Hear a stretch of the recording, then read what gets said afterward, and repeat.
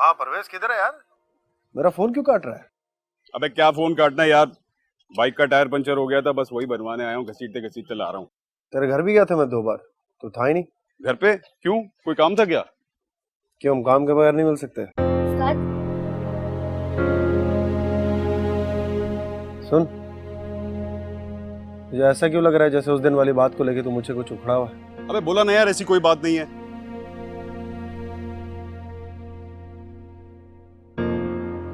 तू कहता है तो मान लेता हूँ, वरना बचपन की दोस्ती है।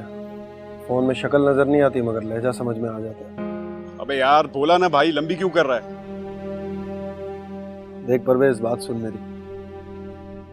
अगर उस बच्चे को मैंने मारा है ना, तो अपना भतीजा समझकर मारा है। किसी और का बच्चा होता ना, तो उसके बाप का गिरबान होता मेरे हाथ में।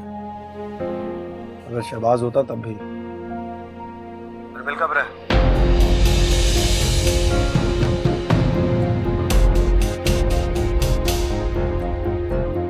कहाँ गुम हो गया भाई? कुछ पूछा मैंने? कब मिल रहा है? जल्द, बहुत जल्द इंशाल्लाह।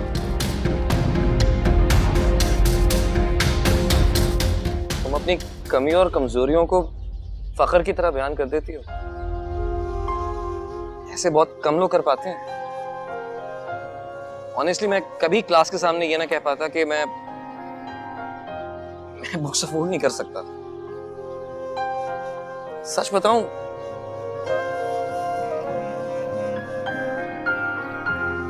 सर मैं इसके साथ पहली बार घर से बाहर निकला था, मैं रो पड़ा था। मुझे लगा लोग हंसेंगे, आवाजें कसेंगे, वो देखो संकड़ा जा रहा है। ऐसे क्यों कह रहे हो सिन्नान? लोगों ने कहा। मगर मुझे तो तुम्हारी स्टिक कभी भी कमजोरी नहीं लगी है।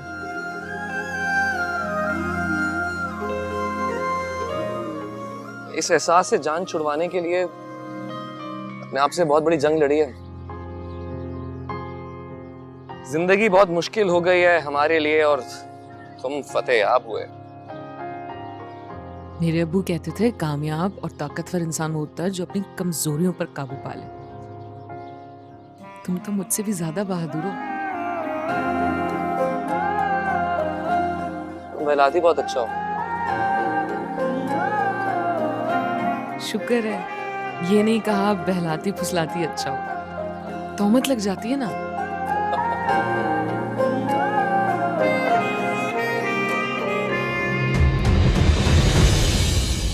इसको कहते हैं दिल से दिल को राह होती है।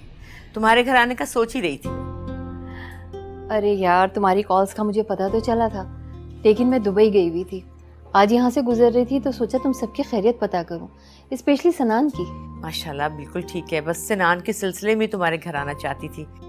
पहले कुछ खाओ पियो, और डिनर के बगैर तो मैं जाने ही नहीं दूंगी। अरे डिनर भी हो जाएगा, लेकिन पहले ये तो बताओ कि सिनान का क्या सिलसिला है। मैं जाने से पहले उसे अपने देवर से मिलवा के गई थी, जो आर्थोपेडिक सर्जन है, और उसने बहुत उम्मीद दिलाई है मुझे कि इंशाल्लाह सिनान की स्टिक छूट जाएगी। इंशाल्लाह, बस यही तो बात है। अब किसी और से बात करूंगी तो वो 100 सवाल करेगा। अब तुम्हें ज्यादा वजाहतें तो नहीं देनी पड़ेंगी ना मुझे। मैं समझी नहीं।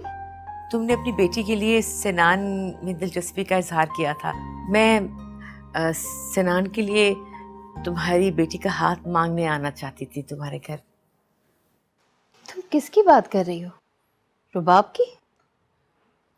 ओह नो, तुम ऐसी बात कैसे सोच सकती हो? तुमने सोचा था, भूल गई क्या?